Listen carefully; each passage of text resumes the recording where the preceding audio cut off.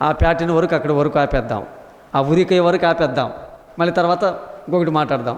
ఇంతవరకు ఆగింది. ఎవరెవరు హెల్ప్ చేశారో ఆయనకు ఈ ఆలోచన చెప్పారంటే భార్య, పిల్లలు, స్నేహితులు, ఇంతమంది చెప్పారు ఆలోచనలు.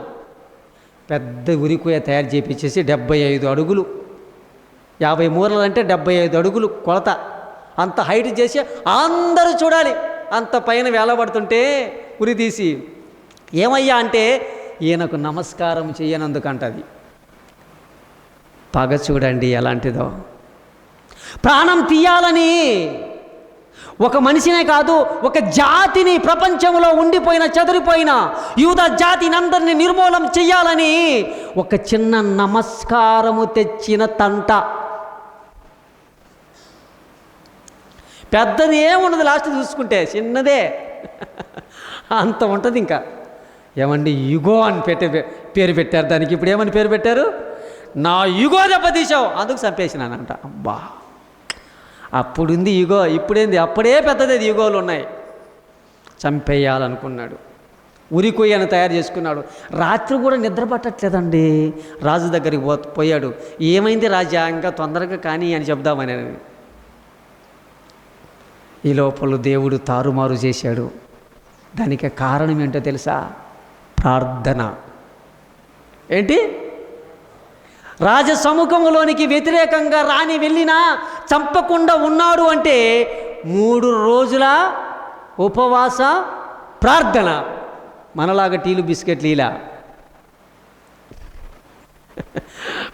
మీది ఉపవాస ప్రార్థన కాదులే, తినే ప్రార్థనేలే చెబుతున్నాను. 3 రోజులు ఉపవాసం ఉన్న దానికి తల్లకిందులు చేశాడు దేవుడు. హమాను అనుకున్న కుట్ర పోయింది, మారిపోయిందంతా. తెల్లారింది, వెళ్ళాడు రాజు, వెళ్ళాడు రాణి దగ్గరికి. ఆయనతో పాటు హమాను వెళ్ళాడు. విందు, ద్రాక్షారసం తాగుతున్నారు, తింటున్నారు. ఆ టైంలో నిన్న ఏదో రేపు చెప్తానన్నట్టున్నావు అడిగాడు. భార్యను అడిగాడు, నిన్న వచ్చినప్పుడు ఏదో ఈరోజు చెప్తానన్నట్టున్నావు రాణి అయిన ఎస్తేరు అని అంటే, అవును మేము యూదా జనులం. ఏమంటుంది? మేము యూదులం, చెదిరిపోయినటువంటి వాళ్ళం. మమ్మల్ని కుట్ర చేసి ఒకడు చంపేయాలనుకున్నాడు, మా జాతినే చంపేయాలనుకున్నాడు. నువ్వు చట్టం కూడా చేశావు. అర్థమవుతుంది కదా? నువ్వు చట్టం కూడా చేశావు. అందులో ఆ చట్టంలోకి నేను కూడా ప్రాణం పోగొట్టుకుండే ఒకతినున్నాను దాంట్లో. నీ భార్యనే. ఎవడు వాడు? ఏమన్నాడు? ఎవడు వాడు? నాకు తెలియకోకుండానే నిన్ను కూడా చంపించే ప్లాన్ చేశాడంటే ఎవడు వాడు అంటే ఈడే. ఎక్కడున్నాడు? పక్కనే ఉన్నాడు కదా. ఎవడు వాడు అంటే వీడే. వీనికి దడ పుట్టింది. పంచాయతీ ఇంతవరకు వచ్చిందా? ఈమె కూడా యూదురాలేనా? నేను వాడొక్కడేను అనుకున్నానే. అసలు పైన సింహాసనం మీద కూర్చున్న భార్య కూడా ఆమెనా అనుకుంటున్నాడు. కోపం వచ్చింది. నా పక్కలోనే ఉండి ఇంత చేయాలనుకున్నాడు వీడని కోపం వచ్చేసి హమాను కూడా రాణి కూడా చెప్పకోకుండా వెళ్ళిపోయాడు. కోటలో నువ్వు అక్కడికి వచ్చేపు కూర్చున్నాడు. ఎందుకో మనసు బాగలేదు. చట్టం చేశాను, నేనేం చేయాలి? నా భార్యను కూడా నేనేం చేయాలి? నేను చేసిన చట్ట ప్రకారంగా ఆమె చచ్చిపోలేని నాకు ఇష్టమైన భార్య. అసలే నా గర్వంతో ముందు ఒకదాన్ని పోగొట్టుకున్నా. ఎవరు? వస్తి. ఆమెను గర్వంతో పోగొట్టుకున్నా. ఇప్పుడు ఏంటి నా పరిస్థితి? ఆలోచన చేయకోకుండా ఎవరు చెప్తే వాడు నేను వింటానేంటి? కొంచెం ఆలోచన చేయాలి కదా. చెప్పుడు మాట వినకూడదు, ఆలోచించాలి కొన్ని. అప్పుడు రాజు వెళ్ళిపోయి ఆలోచన చేశాడు. ఏంటి ఇలాగా? దీని ఏమన్నా చట్టాన్ని మార్చగలమా? లేలేము, రాజు చట్టం అని మళ్ళీ పోదాం పదా. రాణి దగ్గరికి వచ్చే లోపల ఈడు హమాన్ ఏం చేశాడంటే ఆడ కూర్చొని ఇట వంకొని తల రాణికి నమస్కారం చేసుకుందాము, తప్పించమ్మా. ఈడేంటి నెక్స్ట్ ఎవరు టార్గెట్? ఇప్పుడు వీడే కదా. ఈయన లేపేయాలి కదా. ఇంకా నన్ను ఎక్కడ చంపుతారా, క్షమించమ్మా నువ్వు అని నాకు తెలియదు, నువ్వు కూడా ఆ జాతి అని నాకు తెలియదు చెబుదామని ఇలాగుండే లోపల రాజు వెనక నుంచి చూసే లోపల ఎలా కనపడిందంటే రాణిని బలాత్కారం చేసినట్టు కనపడింది వెనక నుంచి. ఇప్పుడు దగ్గర అక్కడి నుంచి కెమెరా తీయండి, ఇక్కడ ఉంటే వెలుగు అంత దూరం ఉన్నా దగ్గరకు ఉన్నట్టు ఉంటుంది అది. రాజు చూసి రాజుని బలాత్కారం చేయడానికి నువ్వు ఇక్కడ ఉన్నావా రే అని అనగానే పక్కన వాళ్ళు వచ్చేసి ముసుగేసేసారు. రాజుని వాడిని చంపుదామనిలే ఏమనలేదండి. వీడు కూడా నచ్చని వాళ్ళు కొంతమంది ఉన్నారేమో హామాన్ అంటే కూడా. పక్కన వాళ్ళు ఏమన్నారంటే, రాజా ఇంకట నేను లేపేసేదే కదా, నేను ఉరికొయ్య ఉంది రాజా, ఈయన తయారు చేసి పెట్టాడు అని అన్నాడు. వీని ఉరిది అని రా దాని కిందని అన్నాడు. ఎందుకు చెప్పాను ఇదంతా? ఒకళ్ళేమో చంపాలని పట్టుదల, జాతినే చంపేయాలని. మొర్దెకయి, యూదులు, ఎస్తేరమ్మ ప్రార్థనేమో బ్రతికించాలనని, యూదా జాతిని బ్రతికించుకోవాలని వీరి ప్రార్థన, వారిని చంపేయాలని వాని అహం, వాళ్ళ ఆలోచనలు వీళ్ళందరినీ చంపేయాలని, వీళ్ళేమో మన వాళ్ళు బ్రతకాల దేవా అని ప్రార్థన చేశారు. ప్రార్థనకు ప్రతిఫలం దేవుడు ఇచ్చాడు. మీరెందుకు కూడుకుంటున్నారో మీకు తెలియాలి. ప్రార్థనలో మీరేం అడగడానికి కూడుకుంటున్నారో మీ మనసులో ఆయాసం చేసుకొని ఈ టైం అయింది, 11 గంటల టైంలో కూడా మీరు దేవుని మాటలు వింటున్నారు. చిన్నపిల్లలు, యవనస్తులు, పెద్దలు కూడా. అంటే మీరు ఏదో అడుక్కోవడానికి వచ్చారు, ఎవరినో బాగు చేయాలని, ఏ వ్యాధి కోసం వచ్చారో, ఎవరు రక్షణలోనికి రావాలని వచ్చి ప్రార్థన చేస్తున్నారో. మీ ప్రార్థన సఫలమవునుగాక. కొన్ని గొంతులేమో చంపేయండి అని పట్టుదల, కొన్ని గొంతులేమో దేవుని దగ్గర వినిపెడుతున్నాయి, వారిని ప్రాణాన్ని రక్షించయ్యా అని ప్రార్థన చేస్తున్నారు. క్రైస్తవ్యం అంటే ఇదండి, రక్షించయ్యా అని ప్రార్థన చేయాలి. కర్కశ లోకం ఇది. వంగక నమస్కారం చేయనందుకు చూడదు. ఆ మాట చూద్దాం. ఎస్తేరు గ్రంథం 3వ అధ్యాయం 5వ వచనం నుంచి చదువుదాం. ఎస్తేరు గ్రంథం 3వ అధ్యాయం 5వ వచనం నుంచి చదువుదాం. మొర్దెకై వంగకయు నమస్కరింపకయు ఉండుట హమాను చూచినప్పుడు బహుగా కోపగించి. ఏంటంట? మొర్దెకై వంగకయు నమస్కరింపయు చూచినప్పుడు హమాను బహుగా కోపగించి ఇంకా చంపేయాలనుకున్నాడంట. 6వ వచనం,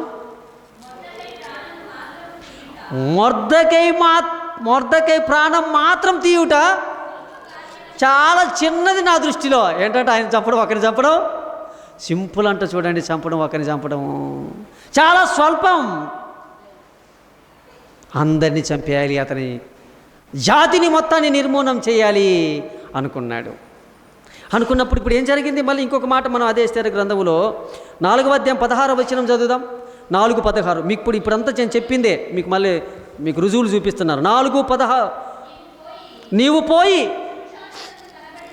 చూసినందు కనబడిన యూదులందరినీ సమాజ మందిరంలోనికి సమకూర్చి నా నిమిత్తం ఉపవాసం ఉండండి. ఎందుకు? నేను రాజు సముఖంలోనికి వెళ్ళిపోతున్నాను. నా కోసం ముందు రాజు మనసు మారాలని మీరు ప్రార్థన చేయండి, నేను ప్రార్థన చేస్తాను దేవునికి. చదువుమా. ఏమేమి తినకుండా, అన్నమొద్దు పానీయమొద్దు, 3 రోజులు అన్నమొద్దు పానీయమొద్దు. ఇప్పుడు ఉపవాసాలు అంటే ఏంటి? 2 ఇడ్లీ, 1 దోశ, 1 అరటిపండు. ఇంకేం కావాలమ్మా? ఇదేనమ్మా ఉపవాసము? జ్యూసులు, ఇంకా అయిపోయా. ఉపవాసం అంటే ఏం చెప్పింది? అన్నమొద్దు పానమొద్దు. పానం ఏం పోదు కదా అని. అదండి, నా కోసం చెయ్యండి మీరు అని విన్నపం చేసింది. తర్వాత 5వ అధ్యాయం 14వ వచనం చూద్దాం. 5వ అధ్యాయం ఎస్తేరు గ్రంథం 14వ వచనం. అతని భార్య అయిన జెరెషును అతని స్నేహితులందరూ ఇదిగో 50 మూర, మీకు చెప్పినది ఉన్న రుజువులు చూపించాలి కదా. ఇదిగో 50 మూరల ఎత్తుగల ఒక ఉరికాయ చేయించుకో, దాని మీద మొర్దెకై ఉరి తీయబడినట్లు చెయ్యి. రేపు పోయి రాజుతో మనం చెయ్యి. రేపు ఎందుకు పోతావు కదా, ఎలాగో చెయ్యి. తెల్లకిందులైందా? చదువుతాం. 7వ అధ్యాయము 5-6 వచనాలు. ఎస్తేరు గ్రంథం 7వ అధ్యాయము 5-6 వచనాలు చూద్దాం. 5-6 వచనాలు. అందుకు రాజైన అహశ్వేరోషు ఈ కార్యము చేయుటకు తన మనసు దృఢపరుచుకున్న వాడెవడు అని రాణి అయిన ఎస్తేరును అడుగక, ఎస్తేరు మా విరోధియగు మా పగవాడు దుష్టుడైన ఈడే, ఈ హమానుడే దుష్టుడు, మా విరోధి, మా పగవాడు వీడే. అన్నీ ఉన్నాయా? నేను చెప్పినట్టే ఉన్నాయా? అన్నీ ఉన్నాయి. వీడే. ఇప్పుడు ఏం చేయాలి రాజు? నేనేం చేయలేను, అన్నీ చేసేసాను, ఇదిగో ఒకటి మాత్రం చేయగలను. మీకు ఇచ్చినటువంటి ఈ ఉన్నాయ తాకీదులు చట్టం చేశానే, అది అంచెల వారు తీసుకొని వెళ్ళిపోతున్నారు. వారి దగ్గరికి చేరకముందుగానే ఈ చట్టం మీరు మధ్యలో పోయి వాటిని ఆపేసేసి అధికారాన్ని మీకు ఇచ్చేస్తున్నాను. అయ్యా మా దగ్గర ఏమి లేవయ్యా, బైకులు గీకులు కార్లు అంటే, నా దగ్గర ఏమున్నాయి? రాజు ఎక్కే అశ్వాలు ఫాస్ట్గా పరిగెత్తే గుర్రాలు ఉన్నాయి, తీసుకొని వెళ్ళండి అని అన్నాడు. రాజు రాసిన ఇంకొక తాకీదు తీసుకొని, అయ్యా నేనేం చేయలేను, ఎటు పోట్లా నాకు రాయడానికి, ఏ చట్టం చేయాలనో నా చట్టాన్ని రద్దు చేసే అధికారం నాకే లేదు, మీరేమి రాసుకుంటారో రాసుకోండి అని ఉంగరం తీసేసి ఇచ్చేసేసాడు. ముద్ర రాసేసేసుకొని తాకీదులు తీసేసుకొని అంతలకు పోయి తీసుకుపోయి ఇచ్చేసేసారు. అందరికి ఏమీ లేదు, విడుదల విడుదల విడుదల యూదులు కనంగానే అందరికీ అమ్మయ్య మన ప్రార్థనకు ప్రతిఫలం వచ్చి ప్రాణాలు దక్కాయి. 9వ అధ్యాయం 21 వచనం. యూదులు తమ పగవారి చేత బాధపడక నెమ్మది పొందిన దినములలో వారి దుఃఖం పోయి సంతోషము వచ్చిన నేల. చెప్పండి, వీరి దుఃఖము మానిపోయిందంటే దానికి కారణం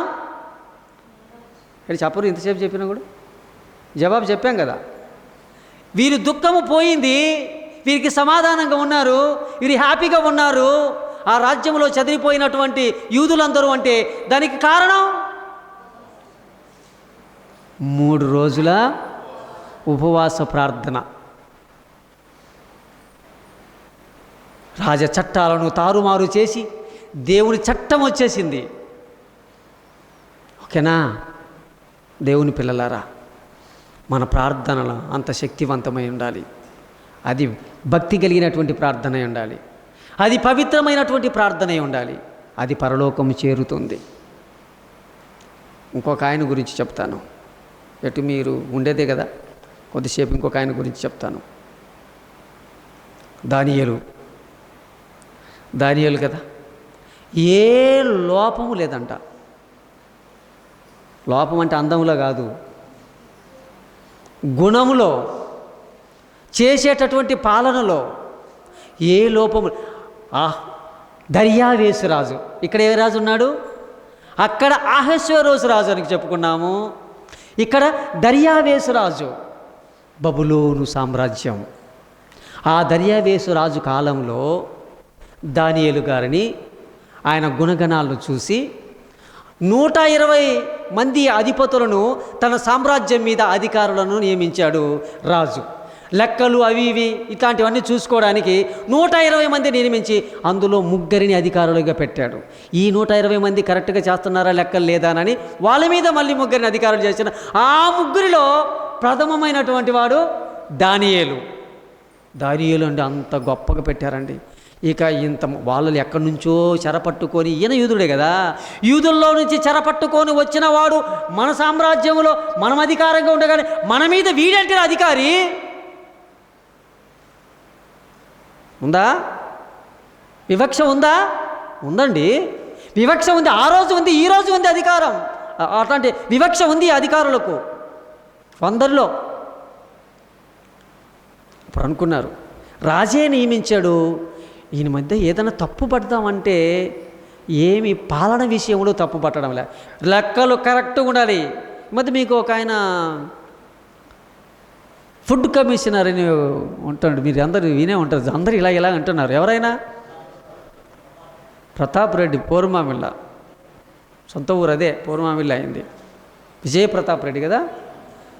అసలు మొన్న వచ్చారండి పొద్దుటూరులో పక్కన చౌటపల్లి ఆ ఊరికి వచ్చారంటే ఆ అంగన్వాడీ టీచర్ వచ్చి మాకు వందనాలు పెట్టి పోవాలన్నా తొందరగా భయం వేస్తుంది, ఆయన వస్తున్నాడు అంటాడు. ఆయన వస్తే ఆయనకు భయపడుతున్నారంటే అర్థం ఏంటి? ఇక్కడ సరైన గుడ్లు ఇచ్చారో, పిండి పంచారో పంచలేదో, పిల్లలకి పాల ప్యాకెట్లు ఇచ్చారో లేదో, భయం వేసేసింది. మాకు భయం వేస్తుంది, ఏం చేయాలనో అని అంటున్నారు.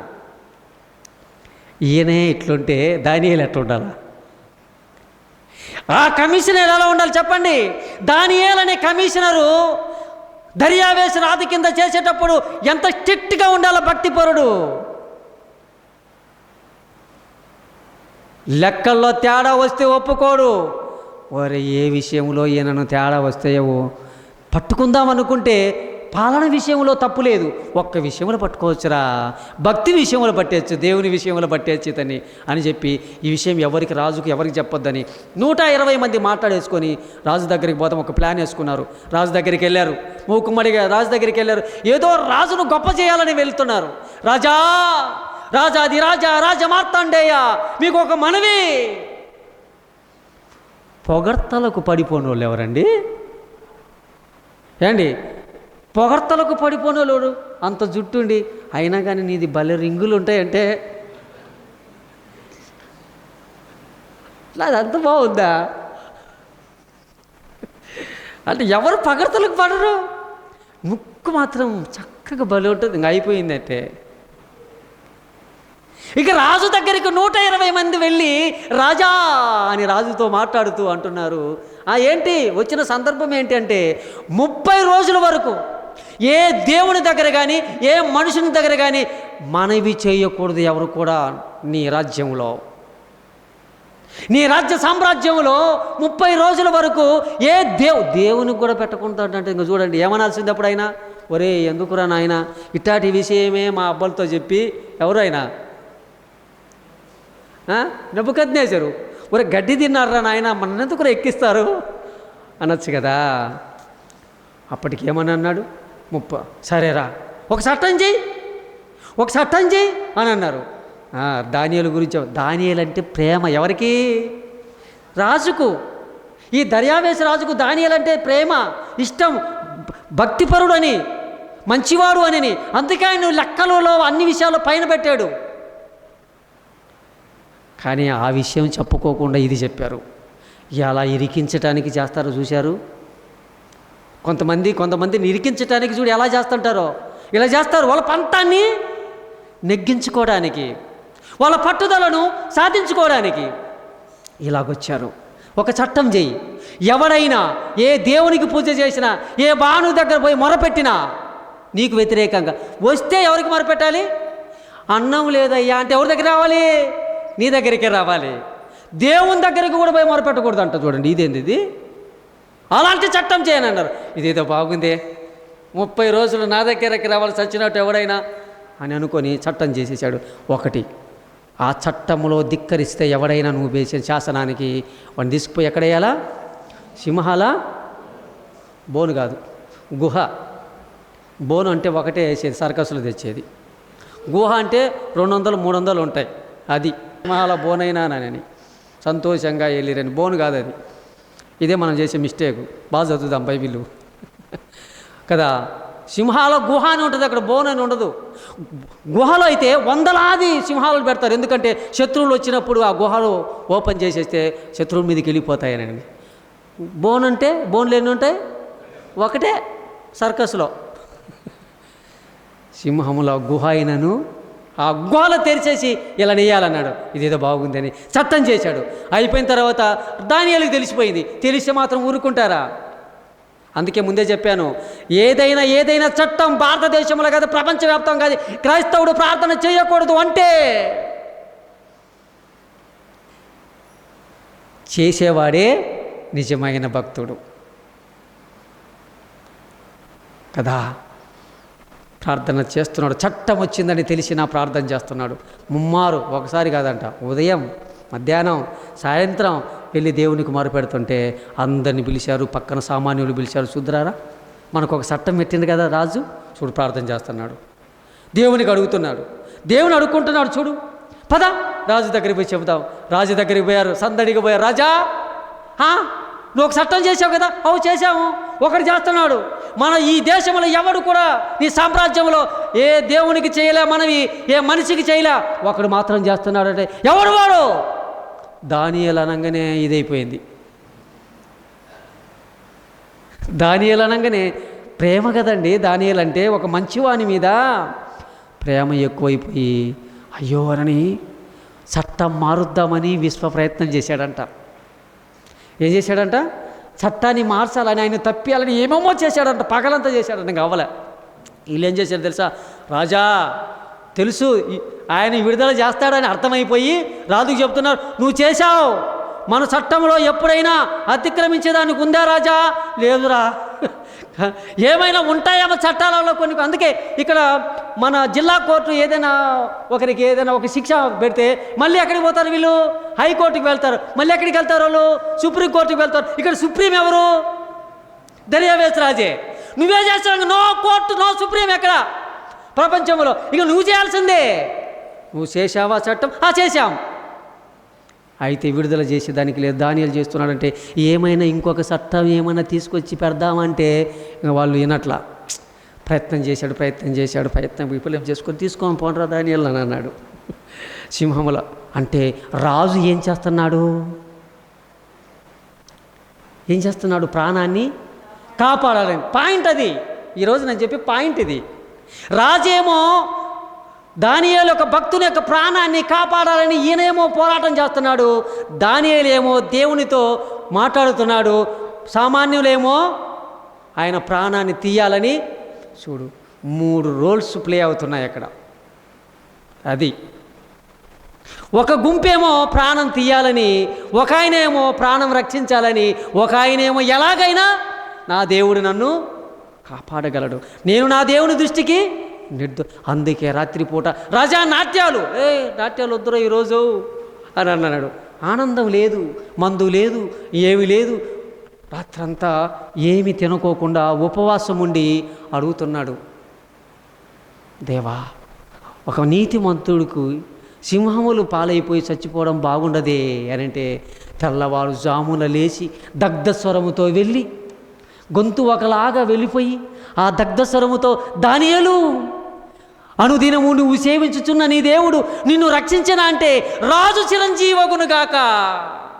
నా దేవుడు దృష్టికి నేను ఎలా కనపడ్డాను? నిర్దోషిగా కనపడ్డాను. ఎలా కనపడ్డాను?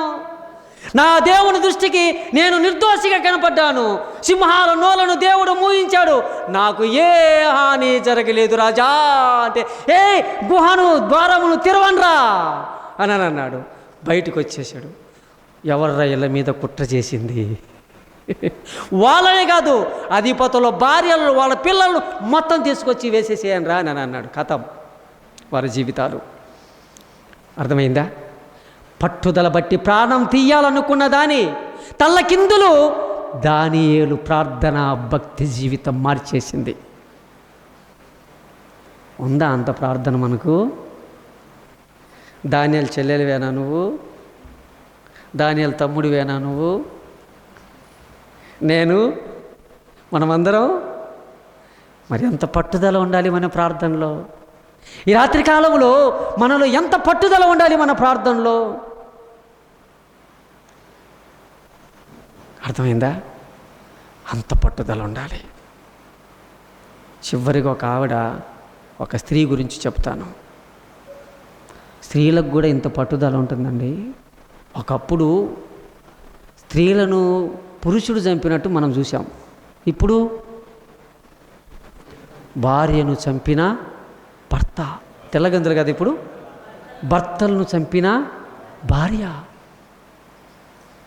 మజ్జిగలో మత్తుమాతరులు దిండు పెట్టేసి చంపేసేసేసింది. ప్రియుని మోజులో భర్తను బలి తీసుకునే భార్య. అమ్మో, భార్యకు ఇంత శక్తి ఉందా అండి స్త్రీలకు? పగ, ఎలాంటి పగ? వాళ్ళు మామూలు పగ పట్టరంట. మనం అంటున్నాం పాము పగ పట్టింది అంటున్నాం, పాపం దాని మీద నెట్టేస్తున్నాం. పగ పాపం అదేం తెలుసు దానికి? పాముకు పగే తెలుదు. మనుషులలో పెట్టుకొని నిండా పెట్టుకొని నిలువెల్ల విషం పెట్టుకొని ఎక్కడనో తలలో 2 డ్రాప్స్ ఉండే దాని మీద చెప్తున్నాం పాము పగబడుతుందిరో అని. ఈడు ముందు పగ కదా. అందుకే ఒక కవి అన్నాడు, వృక్షముకు అంటే తేలుకు వెనక కుండిలో తోకలో ఉంటుంది ఒక డ్రాపు, పాముకు నోటిలో ఉంటుంది ఒక డ్రాపు విషము, మనిషికి అరికాలు మొదలుకొని ఈ కలునికి నడినెత్తి వరకు విషమే విషం. అంటే పాము మీద చూపిస్తున్నారు, పాము పగబడుతుంది అని. అది అనుకుంటాడు, నేనా నువ్వా? అదేమనుకోవాలి, నేనా నువ్వా పగబట్టేది? ఎప్పుడో చిన్నప్పుడు ఏదో చిన్న ఆట ఆడుకుంటా ఏమేమో ఆమె అన్నదంట, ఇప్పటికీ ఆమె పెళ్ళైనా మాట్లాడదంట. ఇది పగ అంటే. నువ్వు నన్ను అప్పుడు అన్నావు, అందుకే నేను ఇప్పటికీ వాళ్ళతో మాట్లాడను. ఇప్పుడు కూడా ఏమంటా ఉంటా తెలుసా, చర్చి కాబట్టి నువ్వు బతికిపోయినావు, బయటికి రా నీ కథ చూచామంటారు. పగ ఏంటండి ఇంత దారి తీస్తుందా? అది బాప్తిసమిచ్చి యోహాను కాలం. ఆయనకు పవర్ ఎక్కువ, ఆగడు, గట్టిగా అరుస్తాడు, నాకంటే ఎక్కువ అరుస్తున్నాడేమో మరి అప్పట్లో. అరణ్యముల కేకలు వేయు ఒకని శబ్దం, నాకు మైకు పెట్టిండు కాబట్టి, ఆయనకు మైకు లేకుండానే. అరణ్యముల కేకలు వేయి ఒకని శబ్దం, దేవుని రాజ్యం సమీపించింది, సరళం చేయండి ఆయన మార్గాన్ని నేను ప్రకటిస్తుంటే ఇలా చూసిన వెంటనే, రాజా ఎవరు ఈ రాజు అంటే ఈ దేశానికి రాజు అప్పుడు ఎవరు? హేరోదు రాజు. హేరోదు దగ్గరికి వెళ్ళాడు, ఏమయ్యా నీ సహోదరుడైనటువంటి ఫిలిప్పు భార్యను తెచ్చుకొని నువ్వు పెళ్లి చేసుకోవచ్చా అని అడిగాడు. ఏమన్నాడు? నీ సహోదరుడైన ఫిలిప్పు భార్యను తెచ్చుకొని నువ్వు పెళ్లి చేసుకోవచ్చా? ఇది తప్పు కదా, ఇది రాంగ కదా ఇది అనగానే ఆయన భయపడిపోయాడు. ఇది బాగా వినాలి. అనగానే ఆయన భయపడిపోయాడు. మా స్త్రీల గురించి చెప్తే మేము ఎందుకుంటాం, ఇది కరెక్టేనా అని అంటే రాజు భయపడిపోయాడు. కానీ ఆమె మాత్రం భయపడకుండా రాజుకి ఎక్కించింది. ఏంటయ్యా వాడు మనం బయట ఉండి ఇక్కడ అందరికీ చెప్తుంటే మనం ఏం కావాలా అని అంటే, ఆమెను బట్టి జైలు వేయండి అన్నాడంట బాప్తిస్మిచ్చి యోహాను. ఆమెను బట్టి జైల్లో వేయండి అని అన్నాడంట. ఇవి అన్నీ చూపిస్తారండి ఇప్పుడు వాక్యంలో. ఆమెను బట్టి జైల్లో వేయండి అనగానే లోపల తీసుకొని వేసేశారు. ఎవరిని? యోహాను. కానీ ఆమె పగ చల్లారలేదంటండి. ఎవరిది? రాజు మాత్రము భయం, భక్తుడు అంటే రాజుకు భయం, కానీ ఆ భార్యకు మాత్రము పగ పెట్టుకుందంట. కానీ స్త్రీ అయిపోయినని ఎట్ట చేయాలని చంపాలని మార్గం వెతుకుతుందంట. చంపడం వీలు కాలే నాకు, కానీ చంపాలా, ఎలా? రాణి వచ్చిందంట ఒకరోజు. ఏం రోజు అంటే హేరోదు రాజు బర్త్డే వచ్చింది. హేరోదు రాజు బర్త్డేకు తన బిడ్డను బాగా ఒక బిడ్డ ఉంది ఆమెకు, ఆ బిడ్డను మంచి డ్యాన్స్ నేర్పించింది, నాట్యం నేర్పించేసేసి, రాజుకి ఏమి ఇష్టమో ఆ డ్యాన్స్ నేర్పించేసేసింది బాగా. ఇక హేరోదు రాజు బర్త్డేకి అందరూ వస్తే ఆ అమ్మాయిని తీసుకొచ్చేసి నాట్యం చేయించింది. ఆహా, బాగా నాట్యం చేసిన వెంటనే ఏమి కావాలో కోరుకో బిడ్డా అని అన్నాడు. ఎప్పుడైనా మీరు చూడండి, ఎవడన్నా కావాలి అని కొన్ని పాటలు పాడుతుంటే కొంతమంది లేచేది తట్టుకోలేకపోతే ఏం చేస్తుంటారు? 10 రూపాయలు 100 రూపాయలు పోయి పిన్ను తీసుకొని ఏం చేస్తుంటారమ్మా? పుట్టట్లు చూడలే,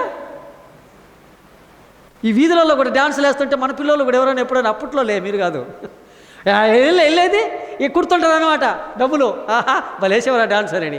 మరి నీకే 100 రూపాయలు కుట్టేంతుంటే ఇక రాజు సగం ఇస్తాను రాజ్యంలో నీకు అని అన్నాడు. కోరుకో, సగమైన కావాలా బిడ్డా అని అంటే కోరుకోను కూడా తెలియని వయసు, ఏమి కోరుకోవాలో కూడా తెలియని వయసు. వాళ్ళ అమ్మ దగ్గరికి వెళ్ళింది. అమ్మ ఏం కోరుకోవాలి మమ్మీ అంటే, యోహాను తల కావాలని అడుగుని. పాపం ఏం చేసుకుంటుంది? ఆమె పగను ఈమె ద్వారా తీర్చుకోవడానికి ఒక్క పావుగా వాడుకు ఒక వెపన్గా బిడ్డను తయారు చేసింది. చూశారు మనం మన బిడ్డల్ని ఎలా తయారు చేయాలి, నీ కోరికను నెరవేర్చుకోవడానికి నువ్వు ఎలాగ దేవుని దగ్గర నీ పిల్లోని, నీ కుమారుని, నీ కూతురుని తయారు చేయాలి.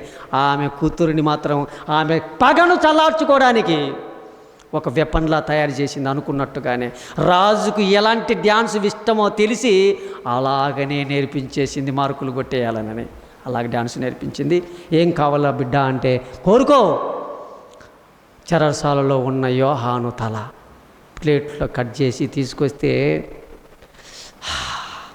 ఎట్టిందాకు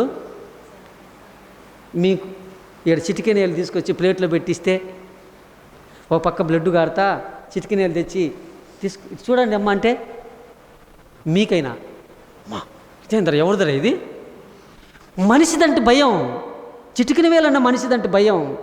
ఒక పీక తెగిపోయి కళ్ళు ఇలాగ ఉండిపోయి యోహాన్ని తీసుకొచ్చి ప్లేట్లో పెడితే రక్తం కారిపోతుంటే అప్పుడే ఫ్రెష్గా ఉండే ఆ తలను తీసుకొని వస్తే చూసి పగ చల్లారిపోయింది.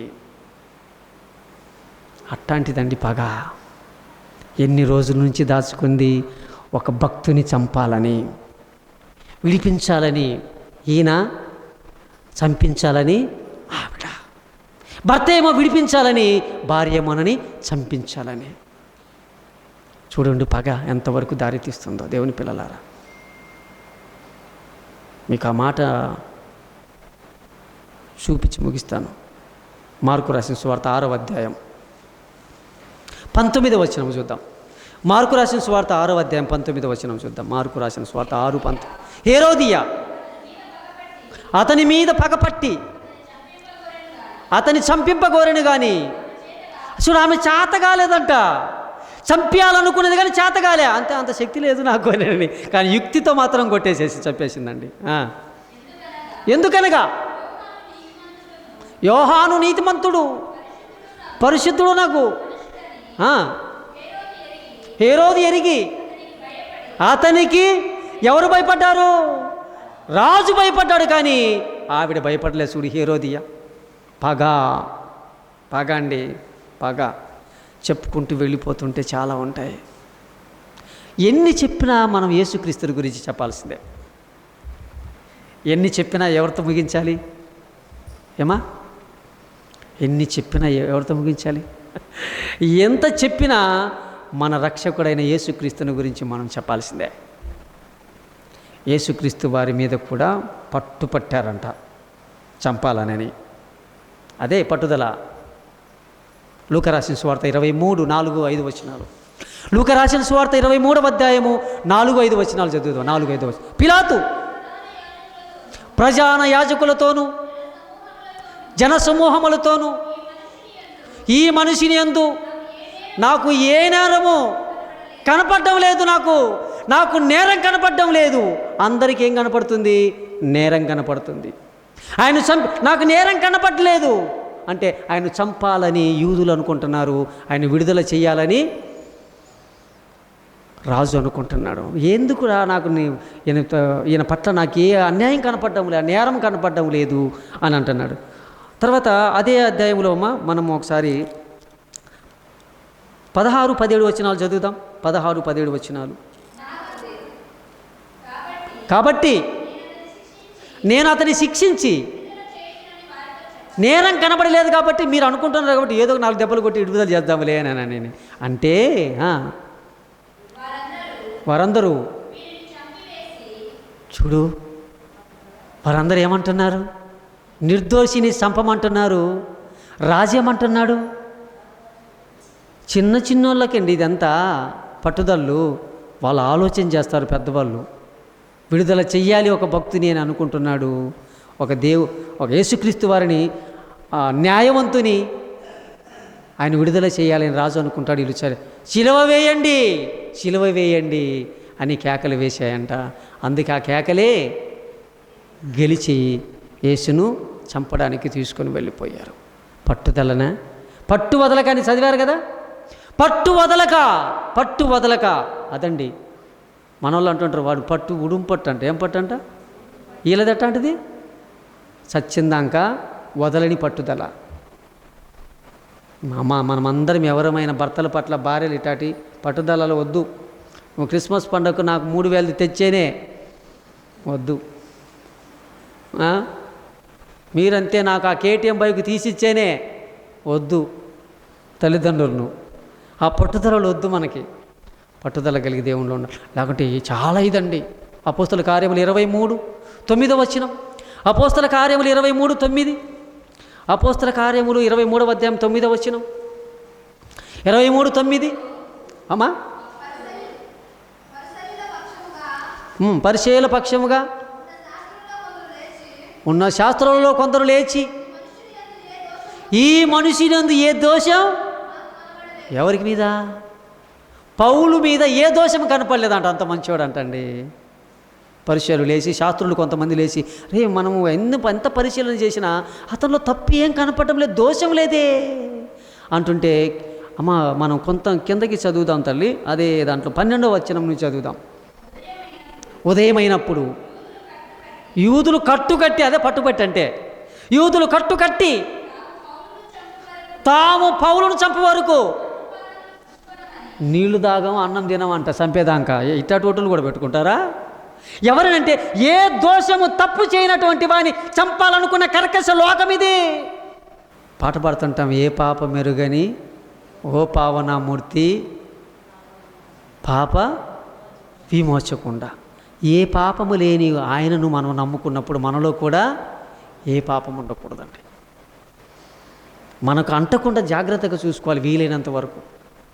ఎవరో చెప్పాడని చెప్పుడు మాటలు, ఎవరో చేశారని విని పగ ద్వేషం పెంచుకోకూడదండి. కొన్ని అలా కనపడతాయి మనకి, కొన్ని అలా వినపడతాయి మనకి. వద్దండి, అవి ప్రాణం తీసేంత వరకు పగగా మారిపోకూడదు. అందుకే దేవుడు రాయించాడు. ఏం పెట్టుకున్నారంట, ఒక నిర్దోషి తప్పు లేదని చెప్పినటువంటి ఆ జనాంగంలోని కొంతమంది వచ్చి అతన్ని చంపినంత వరకు మేమేం తినము, అన్నపానములు ముట్టుకోము అని అన్నారంట.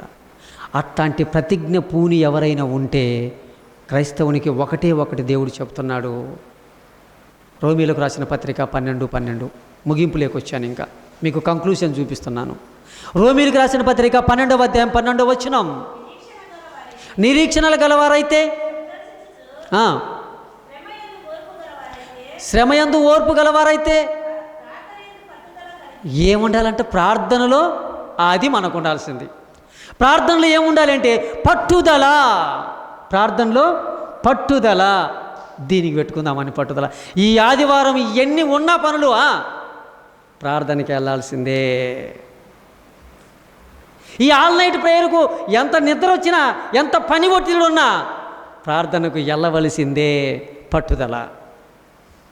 దీనికండి మనకు ఉండాల్సిందే పట్టుదల. ఏముండాలి మనకి? అందరం చెబుదామా? పట్టుదల.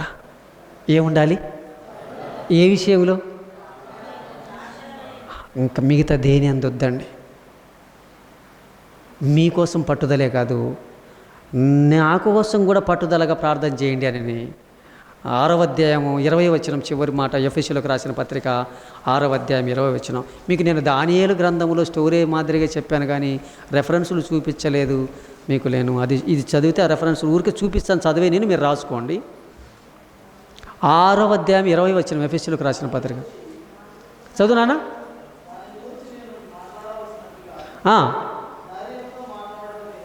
ధైర్యంతో మాట్లాడుటకై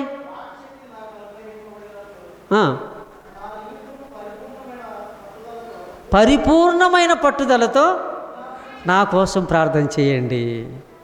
మనమందరం ప్రార్థన చేద్దాం పట్టుదలతో, ఓకేనా? నా కోసం ప్రార్థన చేయండి అంటే మీరు నా కోసం చేయాలి, నేను మీకోసం చేయాలి. మనమందరం ఎవరో కోసం ప్రార్థన చేయడానికి వచ్చాం. మీ అవసరతలు దేవుడు తీరుస్తాడు, మన అవసరతలు తీరుస్తాడు, ప్రపంచంలో ఉండే అందరి అవసరతలు తీరుస్తాడు. దానికోసమే మనమందరం నిద్ర మానుకొని ఇక్కడికి వచ్చి ప్రార్థన చేస్తున్నాం. పట్టుదలగా ప్రార్థన చేద్దాం, పట్టుదలగా ప్రార్థన చేద్దాం. నేర్చుకున్నటువంటి దీని ప్రకారంగా మనం బ్రతకాలని నేను కోరుకుంటూ, మరి వీరందరి జీవితాలను దేవుడు మనకు ఆదర్శంగా పెట్టాడు. ఏ విషయంలో మనం పట్టుదల కలిగి ఉండాలంటే ప్రార్థన విషయంలో మాత్రమే మనం పట్టుదల కలిగి ఉందాం. ఒకరిని రక్షించటానికి, ఒకరి ప్రాణాన్ని కాపాడడానికి పట్టుదలగా ఉందాం. రోసానికి పోకూడదు. అది క్రైస్తవుని యొక్క లక్షణం కానే కాదు. మోకాళ్ళు లేచి ప్రార్థించటమే క్రైస్తవుల యొక్క లక్షణం, విధి. క్రైస్తవుల యొక్క విధి అదే దేవుడు మనకు రాయించాడు.